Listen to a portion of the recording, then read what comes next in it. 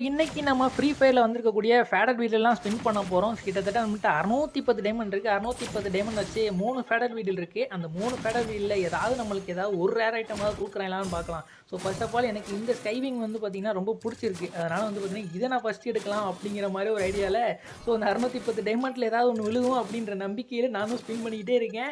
ஏதாவது குடுப்பானுங்களா அப்படின்னு பார்க்கும்போது பிம்மிலிக்கா பிலாப்பிங்கிற மாரி ஒண்ணுமே குடுக்க மாட்றாய்ங்க. இப்ப 69 டைமண்ட வச்சும் ஸ்பின் பண்ணிட்டோம். அதுலயுமே நம்ம ரேர் ஐட்டத்த தாண்டி போய் விழுகுது. 199 டைமண்ட் இதுல ஏதாவது கிடைக்குதா அப்படின்னு சொல்லி பார்க்கையில, இதான் கடைசி. இதுல ஏதாவது கிடைச்சா தான் உண்டு. இப்பயும் நம்ம ஏமாத்தி விட்டாய்ங்க.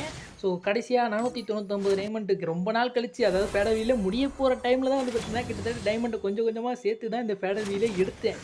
இப்ப நம்மள்ட்ட அடுத்ததா ஒரு 25 டைமண்ட் இருக்கு. அத வச்சு இந்த ஃபேடர் வீல்ல ஸ்பின் பண்ணலாம். இந்த ஃபேடர் வீல்ல ஸ்பின் பண்ணும்போது ஏதாவது ஒரு சின்ன ரேர் ஐட்டம் கிடைக்குதான்னு பார்க்கையில, ஒரு ரேர் ஐட்டம் குடுத்தானுங்க. ஆனா அது வந்து நம்மளுக்கு ஒரு பேக் தான். ஆனா இப்போ ஒரு ட்ரிக்கு என்னன்னே தெரியல எனக்கு. 9 டைமண்ட வச்சு நம்ம இப்ப ரீசென்ட்டா வந்து ஃபேடர் வீல்ல ஸ்பின் பண்ணும்போது, இந்த ஈவென்ட்ல இருக்கக்கூடிய அந்த இத நம்ம முதல் ஸ்பின்ல எடுத்துட்டோம். எனக்கே வந்து பார்த்தீங்கன்னா, மிகப்பெரிய ஒரு ஆச்சரியமாயி போச்சு. என்னடா இது ஒரு 9 டைமண்ட் ஸ்பின்லயே நம்மளுக்கு இது கிடைச்சிருச்சுடா அப்படிங்கிற மாரி தான் இருந்துச்சு. ஆனா அத ரெக்கார்ட் பண்ணேன். அது முடியாம போச்சு. இப்ப அடுத்ததா ஒரு 9 டைமண்ட் ஸ்பின் போட்டேன். புஃப்னு போயிருச்சு.